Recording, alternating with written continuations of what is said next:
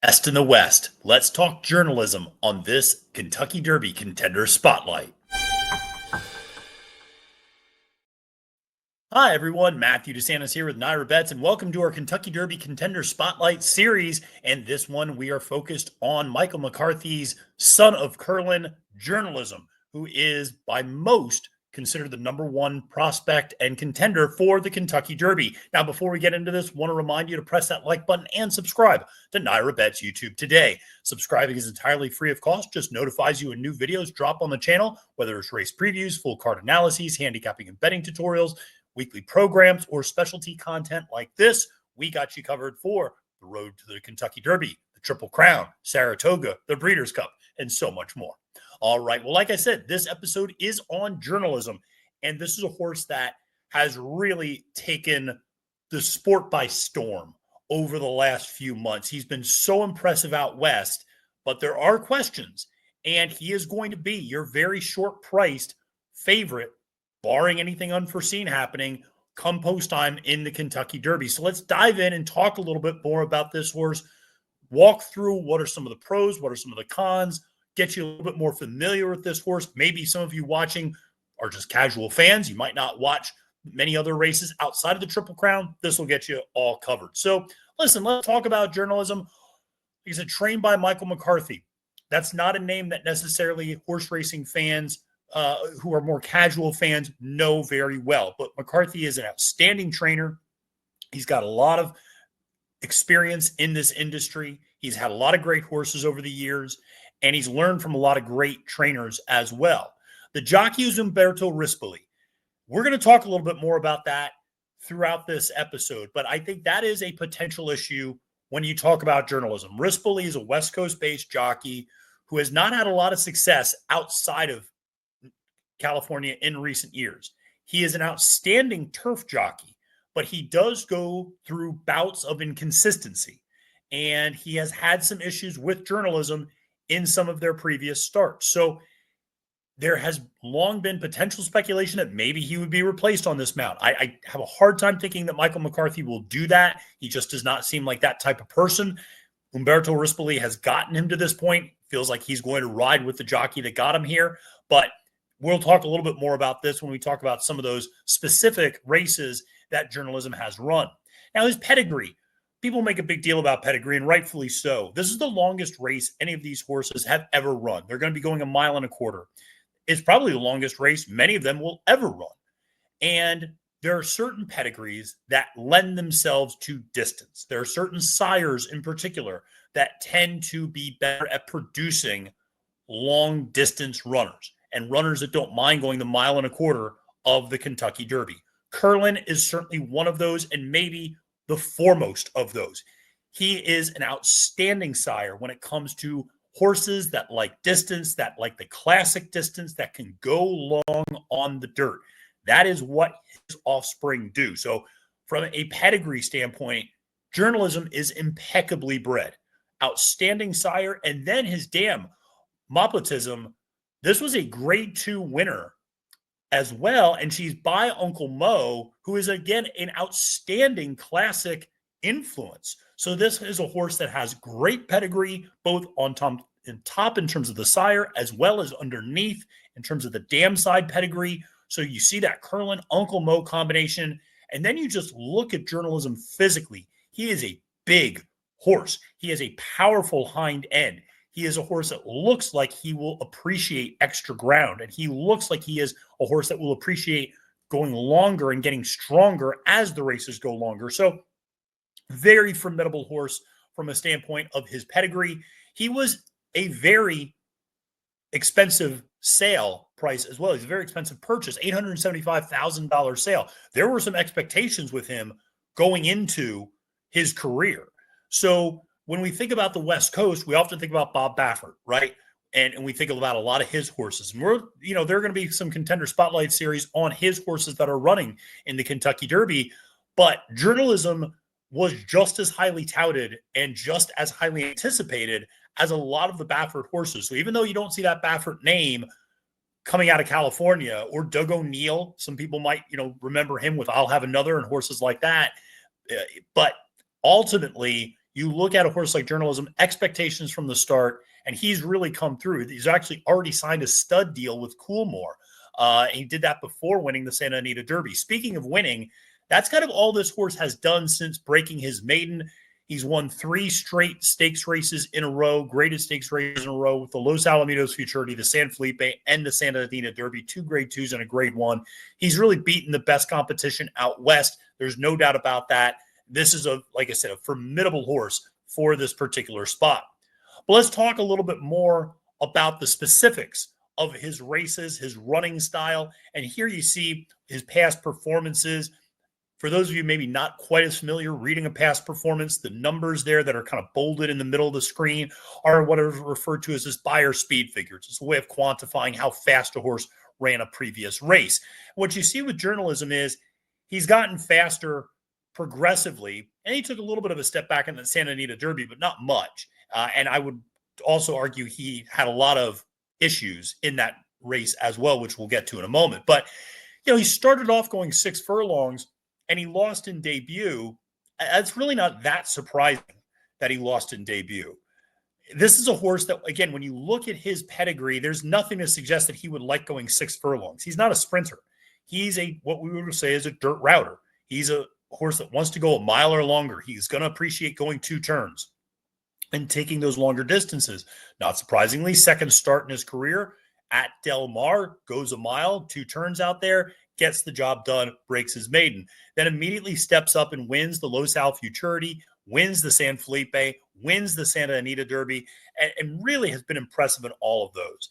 Now, one of the things that you will see is outside of his maiden breaking effort, where he faced a 10-horse field, the other 4 races in his career, he has faced a combined 20 horses, or there have been a combined 20 horses. He's actually only faced the other 4 of them. So he's actually only faced 16 other horses in his other 4 races. And in his 3 greatest stakes races, he's only faced a combined 12 other horses. They've been 5-horse fields with him in them. And that is a legitimate red flag to raise, because now, first Saturday in May, you are going to be facing 19 other horses. And you're going to have traffic issues. And you're going to, depending on where he draws, and depending on when you're watching this, maybe the draw has already taken place, but depending on where he draws, that could be a significant factor for whether or not he is able to get the right type of trip. And so when you have a 20-horse field, there's a lot of other variables that are going to fall into this. When you're running against 4 other horses, everybody can kind of work out their own trip. That said, Rispoli still got him into significant trouble in that Santa Anita Derby, which I think is a big red flag for him moving forward. That was a 5-horse field, and for some reason, Rispoli had him parked behind Westwood, who was clearly a sprinter that was there simply to heat up the pace against Citizen Bull, who was up on the front end, and you knew Westwood was going to start backing up. And when he did, suddenly he was boxed in, and he had a hard time getting out, and once he finally did get out, then he was able to, the horse really kind of took Rispoli to the finish line, because once he got out, the horse was like, okay, now I'll do the rest. And he really kind of got going. But he spotted Baeza, who finished second that day in the Santa Anita Derby, 5 or 6 lengths around the turn. He had a significant amount of ground to make up on the leaders turning for home. So that was something that was a little concerning to see, that Rispoli got him into that trouble in such a short field. What's going to happen when there's a bigger field? Now, that said, what you might also realize is he usually sits kind of towards the back of the pack, but he doesn't have to. That's the thing. Look at that Los Alamitos Futurity. He was sitting third by a length most of the trip. Even the San Felipe, he was sitting third by 2.5 lengths. Later on in the race. I think the bottom line is he's a horse that has much better speed than people probably give him credit for. He's not a deep closer. He's not a horse that we're going to talk about. When we talk about deep closers, we're going to talk about Sandman, and we're going to talk about Sovereignty and Tiz-tastic and Final Gambit and horses like that who really come from well off the pace. He is not that. He has been facing very fast horses out west. He's been facing horses that are probably sprinters or are maxing out a mile and a 16th. And what does that mean? It means that the horses he's been running against are used to running very fast fractions, faster than what he's probably going to have to see in Kentucky. And so As a result, he sits towards the back of those fields because he's not quite as fast as a sprinter early in the race, as a miler early in the race. But I think you get him in the Kentucky Derby in a field where most of the runners like going at least a mile and a 16th, a mile and an eighth. Some of them might actually want to go a mile and a quarter. Not many, but some of them do. When you do something like that, there's going to be some early speed in the race with horses like Rodriguez, and you look at a horse like East Avenue, American Promise, potentially a horse like Neo Equos, Owen Almighty. These are all horses that have good early speed.